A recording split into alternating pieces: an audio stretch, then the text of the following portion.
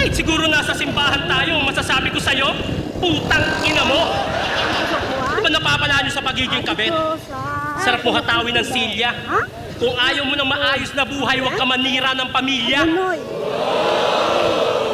Buntis ako.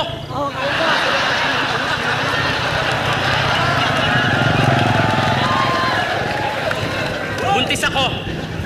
Masama sa akin ang ma-stress at makaramdam ng ganito. Pero mas masama kung hahayaan ko na lang kayo sa katarantaduhan nyo. Oo, may pagkukulang ako. Pero may pagkukulang din siya. Ang pinagkaiba namin yung pagkukulang na yun, hindi ko hinanap sa iba. May problema kami.